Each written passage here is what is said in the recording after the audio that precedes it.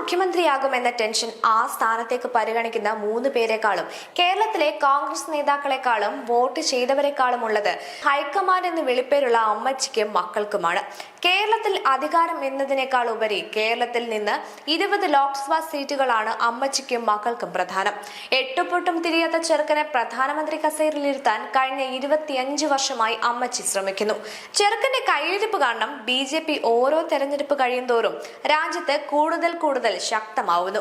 BJPക്കെതിരെ നിൽക്കുന്ന മറ്റു പാർട്ടികളെ കൂടി ചെറുക്കൻ വെറുപ്പിച്ച് ആ സാധ്യതയെ മടക്കുന്നു. ടെൻഷൻ മൂത്ത അമ്മച്ചിക്ക് ഇന്നലെ ആശുപത്രിയിൽ പോകേണ്ടി വന്നത് വേറൊന്നും കൊണ്ടല്ല.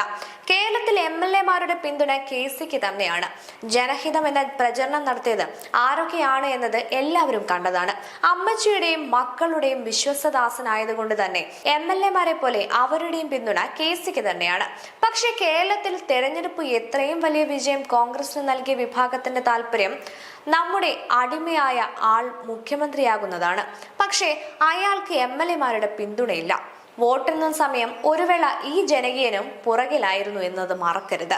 മുസ്ലിം ലീഗിന്റെയും ജമാഅത്തെ ഇസ്ലാമിയുടെയും താല്പര്യത്തിനെതിരെ നിന്നാൽ അടുത്ത ലോക്സഭാ തെരഞ്ഞെടുപ്പിൽ മകൾ വയനാട്ടിൽ നിന്ന് തോൽക്കും. അതുപോലെ കേരളത്തിൽ നിന്ന് കോൺഗ്രസിന് കിട്ടാവുന്ന ലോക്സഭാ സീറ്റുകൾ വലിയ തോതിൽ കുറയുകയും ചെയ്യും. എങ്ങനെയും ചെറുക്കനെ പ്രധാനമന്ത്രി കസേരയിൽ എത്തിക്കാൻ പെടാപ്പാടുപെടുന്ന അമ്മച്ചിക്ക് അക്കാര്യം ആലോചിക്കാൻ കൂടി വയ്യ. മുസ്ലിം ലീഗിന്റെയും ജമാഅത്തെ ഇസ്ലാമിയുടെയും നോമിനിയായ സതീശൻ മുഖ്യമന്ത്രിയായാൽ കേരളത്തിൽ അതുകൊണ്ടുണ്ടാവുന്ന ധ്രുവീകരണം വലുതായിരിക്കും. വെറും പാവ മുഖ്യമന്ത്രിയായിരിക്കും സതീശൻ. കോൺഗ്രസിന് അകത്ത് വലിയ ആഭ്യന്തര പ്രശ്നങ്ങൾക്കും വഴിവെക്കും. കാരണം MLA-മാരെല്ലാം KCക്കൊപ്പമാണ്. മുസ്ലിം ലീഗിനെയും ജമാഅത്തെ ഇസ്ലാമിയെയും അവഗണിച്ച് KCയെ മുഖ്യമന്ത്രിയാക്കിയാൽ മകന്റെ പ്രധാനമന്ത്രി മോഹത്തിനും തിരിച്ചടിയാകും. മകളും തിരഞ്ഞെടുപ്പിൽ തോൽക്കും. മലയാളികളെക്കാൾ ടെൻഷൻ അമ്മച്ചിക്കും മക്കൾക്കും തന്നെയാണ്. അതുകൊണ്ടാണ് ഈ കഴിഞ്ഞ ദിവസങ്ങളായി മാരത്തോൺ ചർച്ചകൾ നടന്നിട്ടും തീരുമാനമാകാത്തത്. ഇന്ന് 10 മണിക്ക് തേങ്ങ ഉടയ്ക്കുമെന്നൊക്കെ പറയുന്നുവെങ്കിലും ഉറപ്പൊന്നുമില്ല.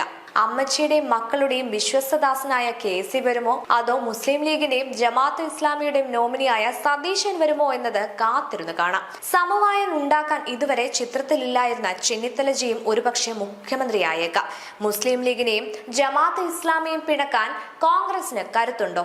കാത്തിരുന്ന് കാണാം.